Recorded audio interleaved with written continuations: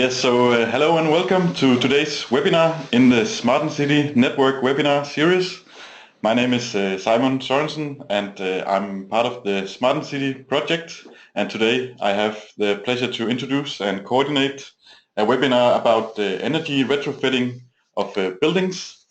And today's topic we will be introduced to energy retrofitting of buildings from both an overall generic perspective, and we will also look into some concrete experiences from two of the lighthouse cities in the SmartEnCity project.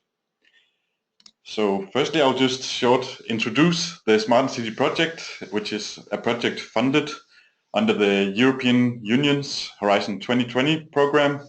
And we are 35 partners in the project where we aim to develop strategies that can be replicated throughout the cities in Europe. And our approach is to develop it into a systemic approach for transforming the European cities.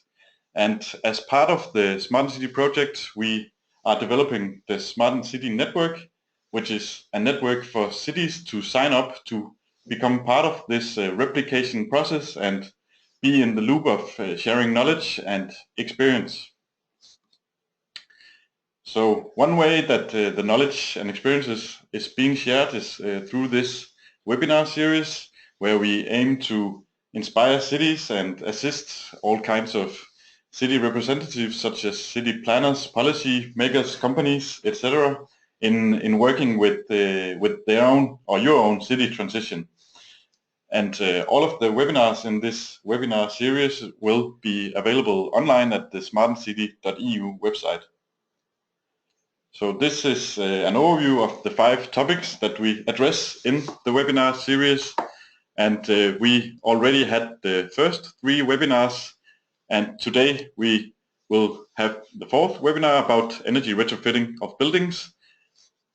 And the first 3 webinars are already available online at the SmartEnCity.eu website, where you can watch them or re-watch them about strategic energy planning in countries and cities, about facilitating energy transition at city level, and about citizen engagement and how to empower your city transition.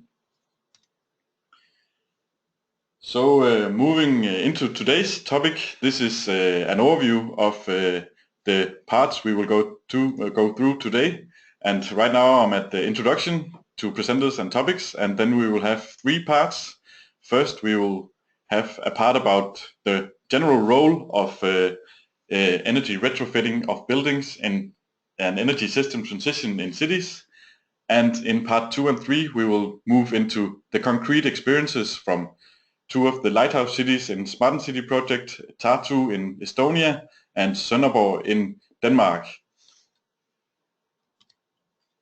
So this is to introduce today's speakers. First, we will have David Drysdale from Aalborg University, where he's part of the Sustainable Energy Research Group, and he's currently doing a PhD working with smart energy systems, which also include what role the energy retrofitting of buildings should have in such a system. And he's also a co-author of a recent study on future green buildings as a key to cost-effective sustainable energy systems. And he will address the general role of energy retrofitting of buildings in energy system transition. Then from Tartu, we have Martin Kikas and Kalle Virkus from TREA, the Tartu-regional energy agency in Estonia.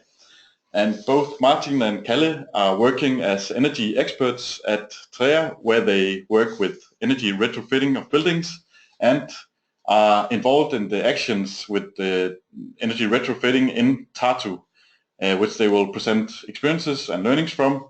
And since TREA is a regional actor, they also have a regional perspective on energy retrofitting of buildings, which they will also present for us. And then we also have Torben Esbensen from Danish Energy Management and Esbensen, and Torben has more than 35 years of experiences working with energy retrofitting of buildings, and he is involved as a key person in the retrofitting actions taking place in Sonderborg. and he will present experiences and learning from this process. And you can find more information about today's presenters at the 3 websites. If you have questions as we go along in the webinar today, you can write them in the question box and we will try to answer them in the end. But due to probably a short time in the end, I will also encourage you to maybe email your questions afterwards to my email address, which is sss@planenergi.dk, and then I will direct them towards the right person and give you an answer. So without further ado, I will give the floor to David Drysdale, who will introduce us to the role of energy retrofitting of buildings in energy system transition. Okay, thank you, Simon. I'm going to talk for about 8 to 10 minutes, just trying to put the retrofitting of buildings in context of the wider energy system and why we need to do energy retrofitting and how this impacts the energy system. I want to begin by looking at what I call the European Heat Supply Challenge.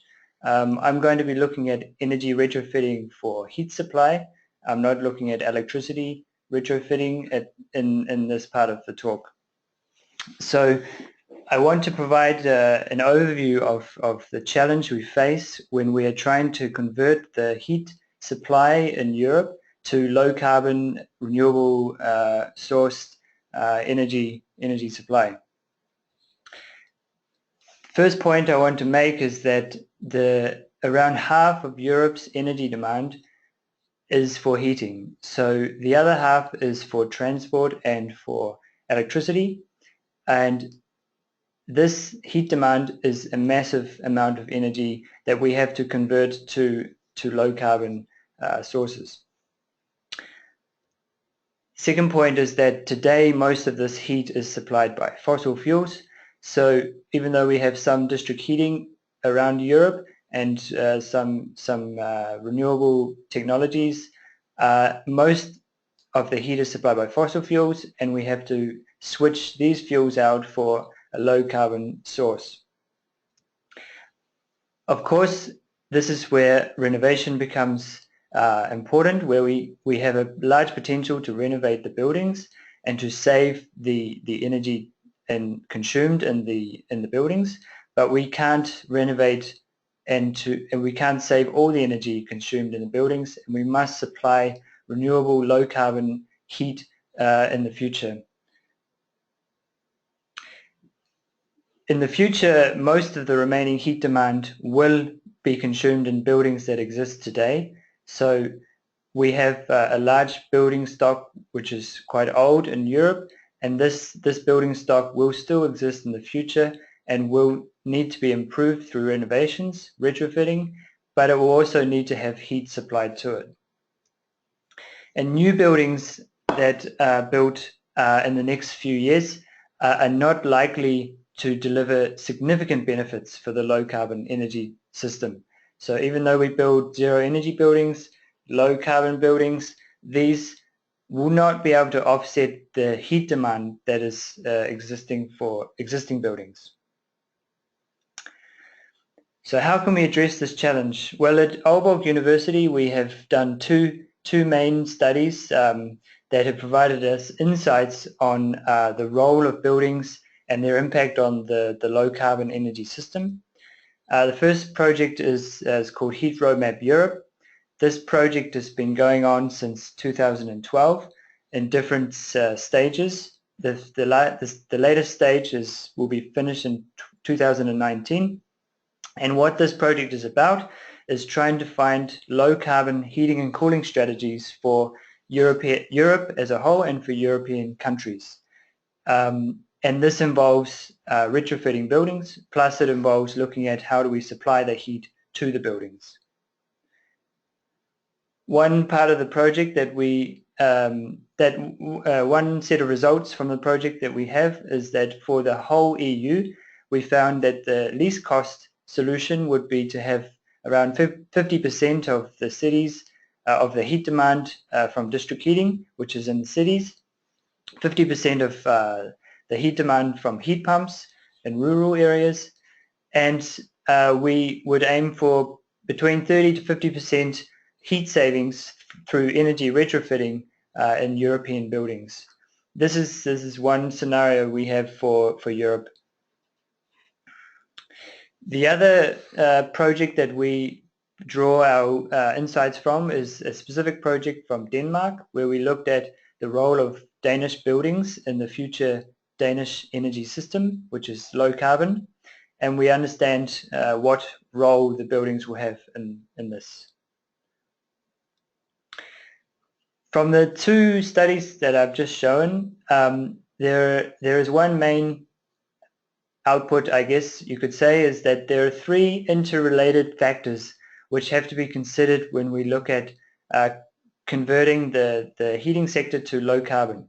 So we have the first factor is that we look at the thermal performance of the buildings. So we have to look at retrofitting the buildings, saving energy in the buildings. Second point is that we look at how the buildings are operated and how the users use the buildings, how much heat they consume. This is a very important factor because we have to ensure that if we renovate the building, the user also is using less energy. Third point is about the connection with the wider energy supply mix. So this is the point that we're looking at here, is that if we retrofit the buildings, how does this impact the energy supply to the buildings, and what type of technologies can we integrate through this retrofitting of the buildings? So I want to just go into a few benefits from improving the performance of the buildings, and I want to look at the benefits on the wider system. And then I will connect it to how this actually allows the wider energy supply mix to integrate more low carbon technologies and allow the system to be transitioned to low carbon. So the first point is that the first benefit from retrofitting is that we lower the heat demand in the building, which lowers the primary energy demand of the system. This is the first immediate impact of why we do retrofitting. Second is that when we retrofit the buildings, we can retain the heat in the building, which means we can keep the heat in the building for longer time, and we flatten out the peak heat demands in the morning or in the afternoon when the user wants to heat the building. So if we flatten the peak, it means that there's less stress and demand on the heat supply technology.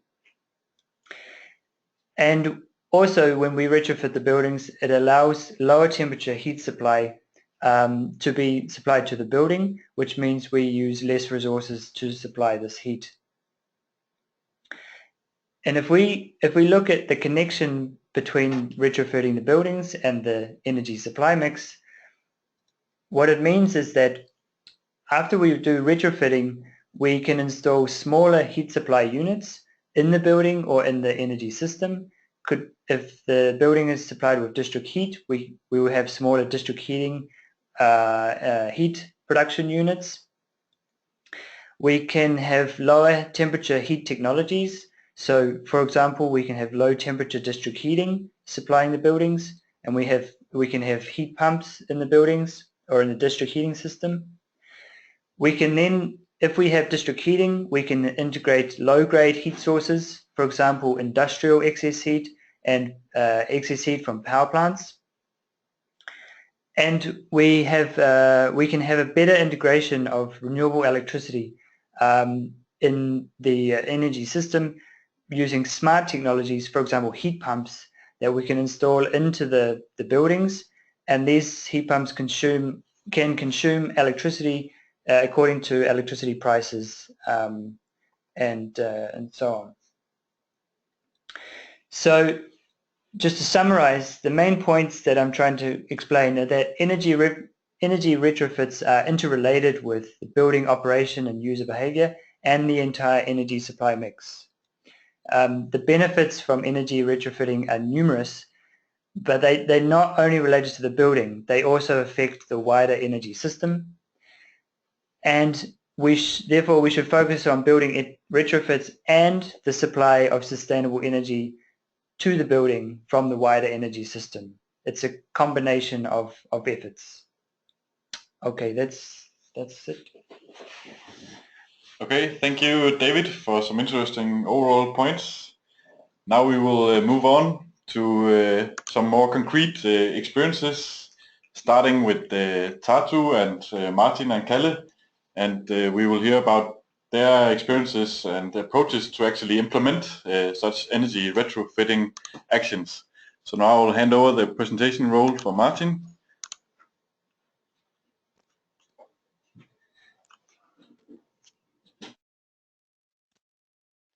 Hello everybody, I'm Martin Kikas from Tartu-regional energy agency, and hello from Tartu, Estonia. I'd like to provide some introduction about energy retrofitting in Tartu and give some background information for Kalle's presentation, and to understand how where we are now, and what is the role of energy retrofitting in Tartu. So total energy consumption per year in Tartu is 1,400 gigawatt hours, and heat consumption will be close to 60% of total energy consumption, and district heating share of district heating will be close half of heat supply and heat consumption in the city of Tartu. So in district heating, there are most biggest sector of consumption is multifamily houses. In Tartu case, 66% of households are connected to district heating. That's why it's very important to deal with these focus group like multifamily houses. And from previous presenter, you get information that the new situation of district heating needs new solutions as well. But today I will give background on the retrofitting role, and the new generations of the district heating will be presented maybe in the next time and in future. So the most important driver in Tartu case or in Estonia case in general is state support. Without support, I think it's not going quite well. But the other driver is cost of energy, of course, and slowly will be rise awareness of building owners and tenants, and that's why it's coming more popular. But the most important driver is definitely state support. State grant provided by Kredex in Estonian case, as today 40% of total energy retrofitting costs. These grants was provided in two periods, and the last today's period is a 40%, but the last was 35% of retrofitting costs. And main targets, national targets to get this grant or state support for energy retrofitting is there must be guaranteed inside climate reduction of heat consumption at least half, and energy performance target must be 150 kilowatt hours per square meter per year. And the situation in Tartu is not very well. As you see, in total there is 46 buildings are renovated till 2016. 12 will be, its estimate will be renovated on this year, but with help of SmartEnCity project. will be renovated in this and next year 22 more buildings. It's a quite a huge number compare the renovated ones. So SmartEnCity project will provide quite good help to reduce energy consumption in city as well. On SmartEnCity, there are a little bit harder or much higher energy consumption in the retrofitting actions. So today most of buildings have around 250 kilowatt hours per year, but on SmartEnCity project there will be 90. As you remember, on national level is 150, and inside climate will be improved in all retrofitted buildings. Altogether, we plan to retrofit or help to retrofit in SmartEnCity project 22 multifamily buildings with 39,000 square meters of living area. So in the graph you will see the white ones, white boxes are savings which will be achieved after renovating of these buildings. So it shows quite well the role of retrofitting, energy retrofitting of buildings on the energy consumption. So here you can see example of houses what we dealing. So, here is a regular photo and the other is photo. You can see where it's a heat losses and how they look like these buildings what we work with. So it was a short introduction to real actions what we do, and Kalle will tell you more deeply about the renovation actions. Yeah, so thank you very much. Thank you, Martin, and I will give the floor to Kalle.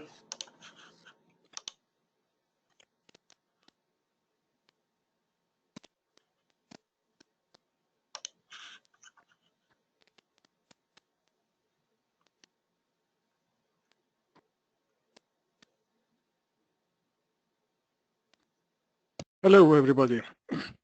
So I am continuing where Martin left off. So first of all, I will talk about the background of housing situation in Tartu and Estonia. And then I introduce the object of our renovation, the so-called Khrushchyovka house. And in the end, something about the challenges and problems that we have met so far. So the Tartu was after Second World War, the center of Tartu was destroyed pretty badly, and it was left for some years before in late 50s and early 60s the urbanization and industrialization caused a severe shortage of housing. So then in the early 60s, the massive residential construction started in Tartu also. In late 60s, the preferred material changed from brick to concrete, and speed of building was even more bigger. One interesting factor is that the former Soviet Union was not affected by oil crisis of the 70s. So it didn't show in the everyday life, and it didn't show in the construction also. So, and if there was no need to change anything, the erection of the same type of houses continued up to 1991, when the Soviet Union ended. As a result of the massive residential construction, 75% of population of Estonia now live in multifamily houses, and 50% of households live in these houses that were built between 1960 and 1991. So as there were no changes made in the envelopes, no insulation added, so the energy efficiency of all these houses, you see half of the houses is consistent with oil prices of 1960s, so they are not efficient at all, really.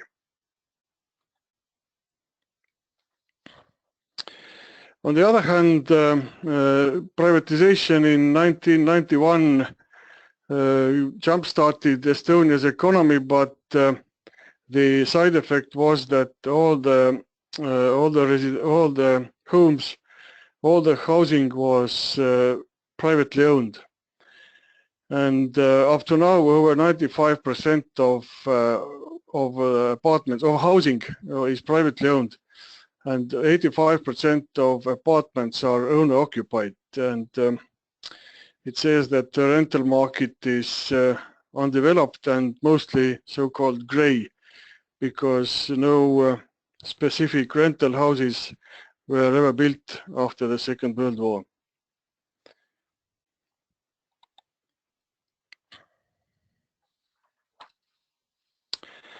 So the shortage of housing was all over the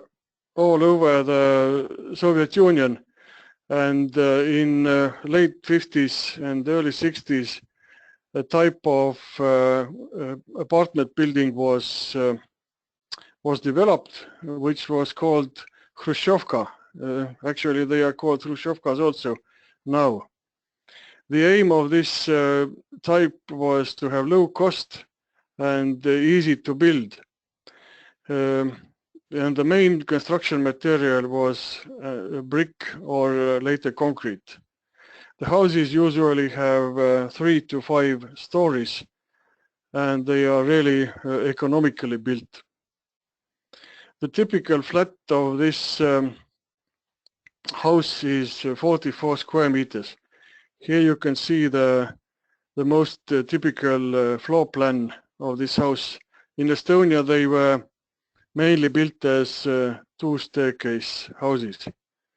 So the typical flat is 2 rooms and 44 square meters, and there is a very small kitchen with only 6 square meters.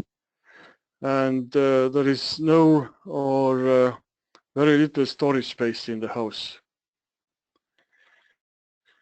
The ventilation in the house was free flow, and the intake was through untightness of windows, as it was also mentioned in standards of that time. Domestic hot water was provided by gas boilers, which are now partly replaced by electric boilers, but not they are not using district heating for making domestic hot water. And the average energy for heating is 160 kilowatt hours per square meter per year. So after we renovate these houses, the insulated envelope will be with a U value of approximately 0.15 or something like 0.15. And now the U value is around 1.0. So the insulation of the wall will be 15 to 20 centimeters thick, and on the roof about 40 centimeters. And the windows and doors are required to have U value no more than 0.7 to 0.9. The houses will have mechanical ventilation, either with a heat pump recovery or heat exchanger, and the ventilation will be on demand and is based on CO2 levels in each apartment. This one feature is totally new in Estonia. As far as I know, no apartment house has ever been built this way. And the heat recovery efficiency should be more than 82%. All the windows are replaced with triple glazed windows and repositioned in the insulation layer to avoid cold bridges. And we will have room-based heating control, and all the domestic hot water will be provided by district heating, and gas boilers and electric boilers will be removed from the apartments. So now about some challenges what we have met during the process of renovation. Well, first and foremost, we could foresee that there would be a shortage of engineers and designers, and it was due to the CREDEX funds subsidizing of renovation, which has created a rather significant workload for the engineers. But what we didn't realize was that the shortage of heat and ventilation engineers is even more severe, because adding to the great demand, this profession has not been very popular in Estonia during recent decades. So there are very few of them. And as we noticed, a lot of design offices, they are not to take on a demanding task to design actually what is a near zero energy building, which is a bit of surprising because the near zero energy standard would be in force in just a couple of years from now. And what we anticipated was also that the awareness of residents about what the near zero energy building and what the smart building is was really inexistent, but this turned out to be not so big a problem as we were afraid of.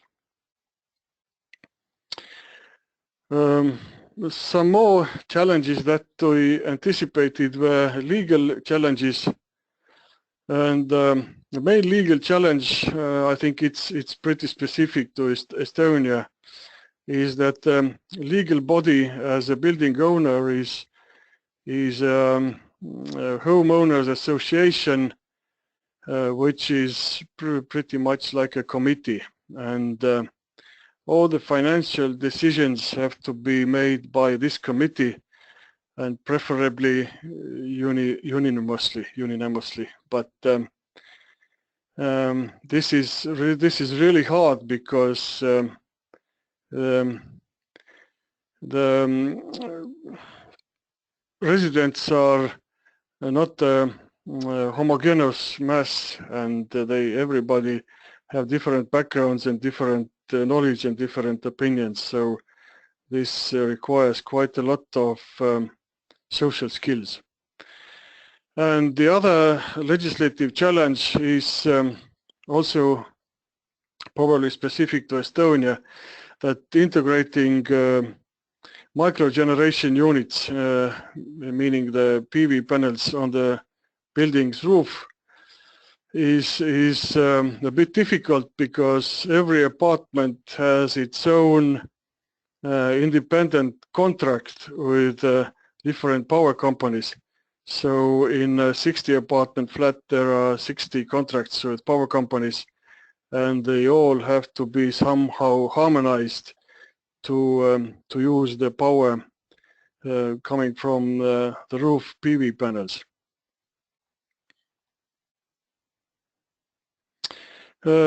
Some challenges that we did not anticipate is that local urban development policies are pretty strict in Tartu, and they do not allow alterations of houses.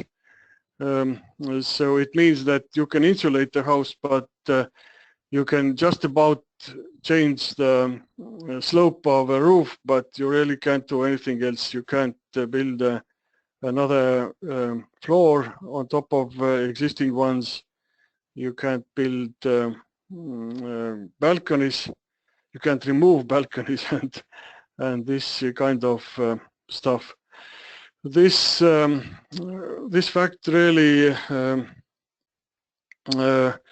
lost some interest of more creative architectural design offices, which were in the beginning interested to design also the exterior of the houses.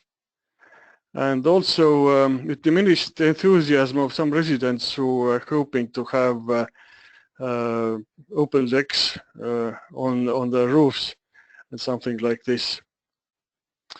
And what was not anticipated, and actually what we were surprised of, the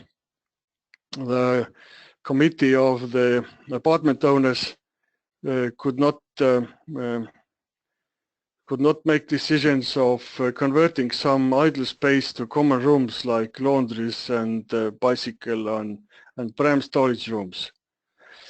And what seems to be a problem, really, not a challenge, is that our existing building code is lagging far behind NZEB construction, especially because the energy performance certificate calculation procedure is too coarse, and all the fine-tuning what you really need to have a NZEB building is not possible. Well, it is possible in real world, but it doesn't. It's not. It doesn't see in the calculations. So, and some more small remarks that we have noticed during this process.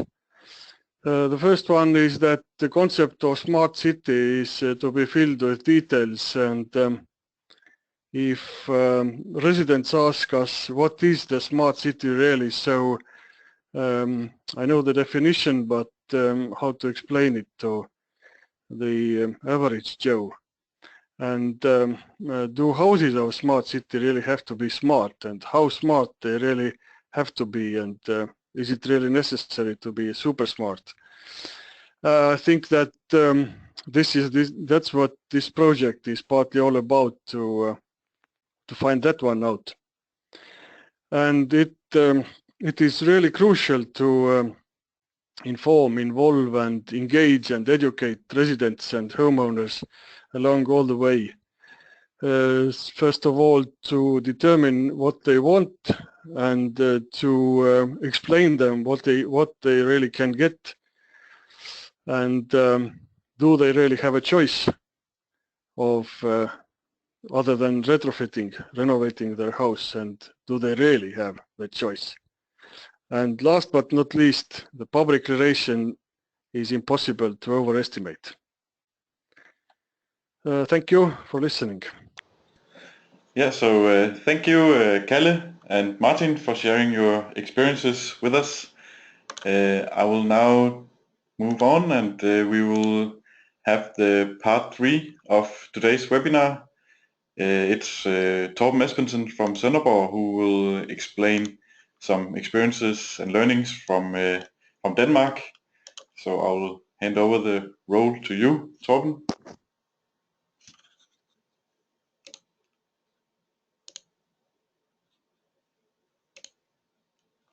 Yeah, and thank you. Welcome to the third part of the seminar or the webinar. I will tell a little bit about experiences with the retrofitting of buildings we have done and are doing now in Sonderborg. I have to just stop you briefly. I think you need to accept to share your screen. Okay.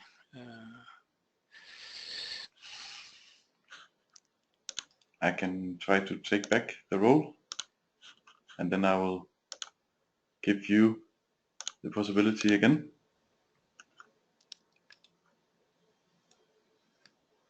Oh, yeah. Okay. So now, yeah. Yeah. Oh, I'm sorry. Yes. Yes. I will tell a little about our experiences with retrofitting of buildings in Sonderborg, and especially in social housing buildings, which are part of the SmartEnCity project. I'm a consulting engineer from the company Danish Management and Esbensen, and we are involved as consultants and designers of these energy retrofitting measures in Sonderborg. We have three housing associations involved. The first one I will show you experiences from the so-called SOEBO housing association. It's one of their departments, which have eight buildings with in total 88 flats. And here we are, among other things, we are integrated solar cells in the south-facing roofs of these buildings. You see there are 8 buildings, but the solar cells are only integrated in the south-facing roof, of course. It's 2 floors apartment buildings, total 88 social housing apartments, and we have installed 160 kilowatt, corresponding to 950 square meters of building integrated PV panels, and we are focusing very much on that they should be building integrated and not installed outside upon the roof. In addition to the PV panels, this housing department here has got complete new low energy windows and doors, and a new central heating control system for the district heating, and then also new LED outdoor lighting, and as it's also a part of SmartEnCity, and all the measures have already been installed and been finished in January this year. So all these things were completed in the first year of the SmartEnCity project. Here you can see the construction work, where we have the building integrated solar panels in the roofs, and they are getting new very low energy windows installed. It could be interesting to see of the costs of these things, because we have had tendering, and we have asked for tenders for both building integrated solar panels and solar panels mounted on top of the existing roofs. And if the building integrated costs for these 950 square meter costs 367,000 euro plus VAT, and that corresponds to 2.30 euro per kilowatt hours produced per year for the total installation cost. We got bids also for panels mounted on top of the existing roof, and the price for that was 1.70 euro per kilowatt hours.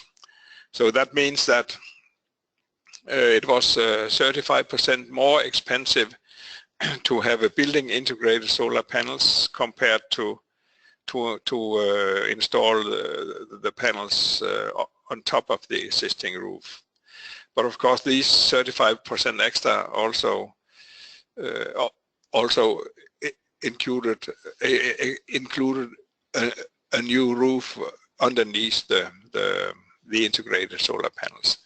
So it's more expensive, but I think it's looking more and more nicely, and the architecture of these kind of building integrated solar panels are quite good, I think.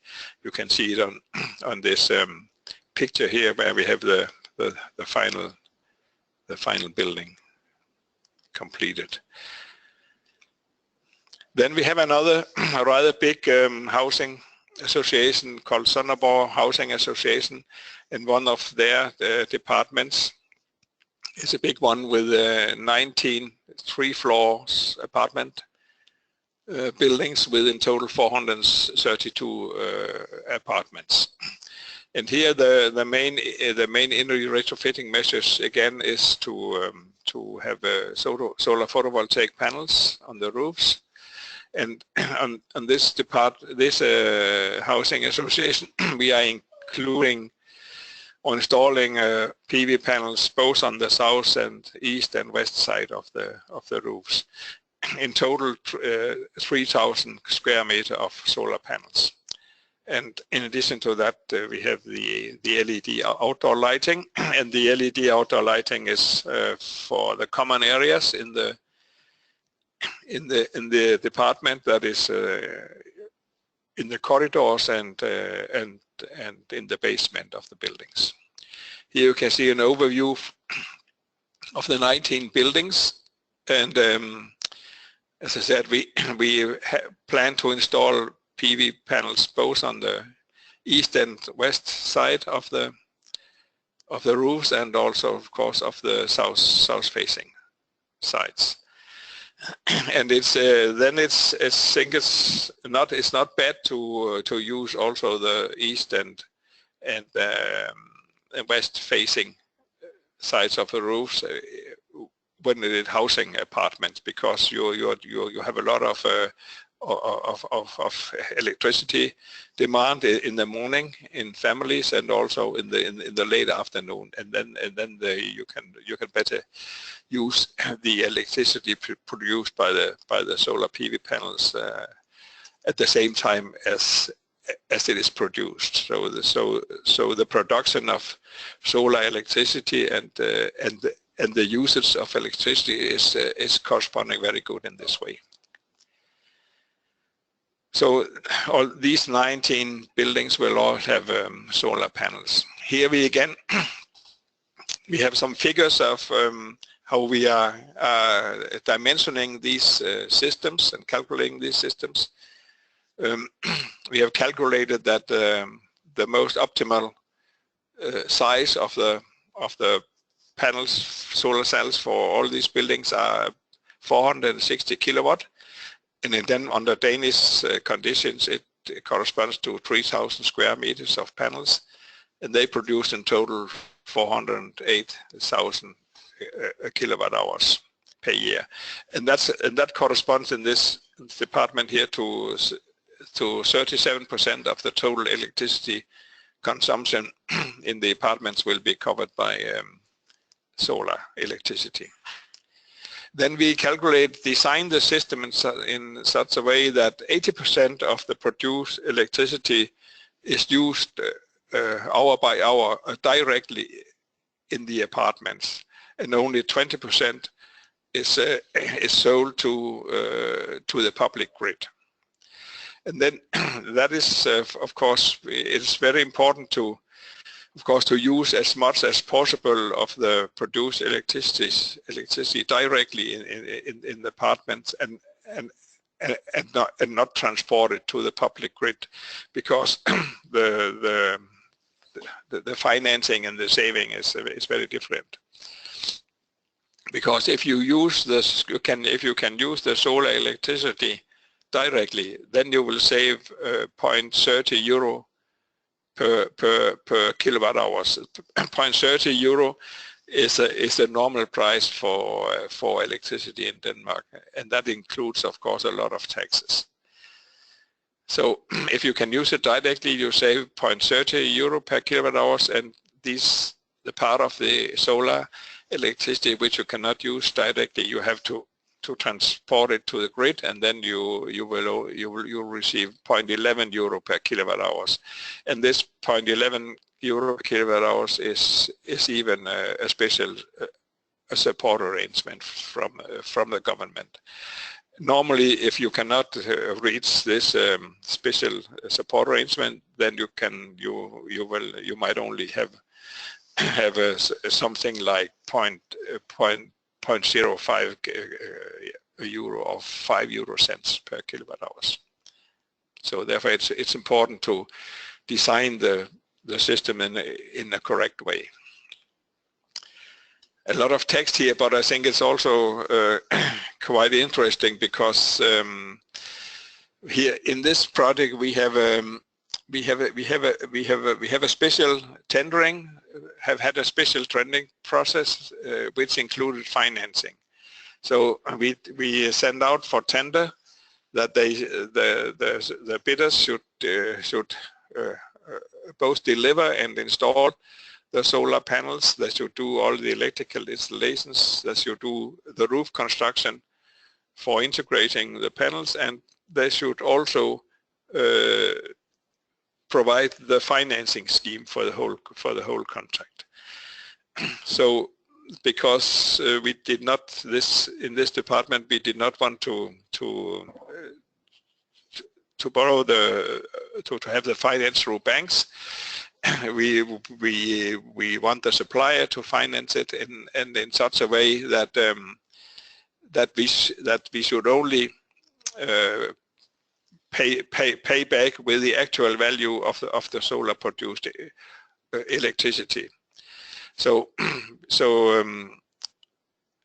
we have done a contract such a way that we can use exactly the actual value of the solar electricity is used as a repayment of the total investment, and that means, of course, that the residents do not get any savings on their electricity bills the first 10 to 15 years, but after that they will have a considerable reduction of their electricity bills, and without having an increase in the rent of the apartments, because that's very often a difficulty to get these solar panels installed in existing buildings, that it also creates some increase in the rent of the apartments. But in this situation, they do not need to have an increase in the rent, and then of course in the first 10 to 15 years they will not get any savings on the electricity bill as well. But as these solar systems have 25 to 30 years lifetime, there is still 10 to 15 years afterwards with free electricity. That it will look in this way here. That is how the buildings are, and then in this tender we had the evaluation of the office. And we said that the financing period, the payback period, counts 50% in the evaluation. The technical quality of the solar panels counts 30% in the evaluation, and the architectural integration in the integration system counts 20%. And the project is underway now, and it will be established before October this year. The third housing association is called B42 Housing Associations here.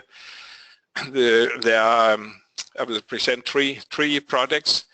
The one is Department 10 with 87 departments, and here there will be installation of headboards, and there again will be building integrated solar PV panels on roofs, and both on roofs and on the vertical headboards.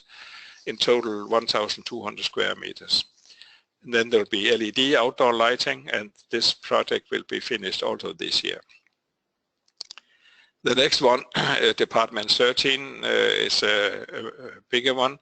It's these 4 buildings here with 48 apartments, and they will have a lot of inner retrofitting measures. They will get complete new facades with external insulation and with new low in the windows, and they will have new ventilation system with heat recovery, of course, and LED lighting, and building integrated PV panels in roofs, and both in roofs and in the facades, in the new facades.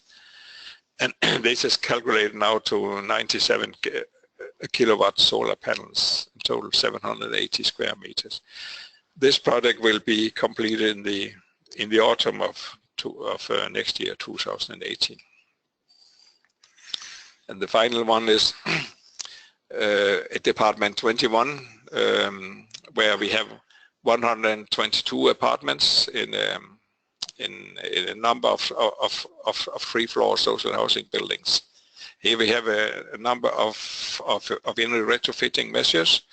We have a new ventilation system with heat recovery, and we have LED lighting. And we have a building integrated solar PV panels in roofs, in total 260 kilowatts with a total area of 1,500 square meter. This project is expected to be completed in the autumn 2018 as well. And here's how it looks from outside.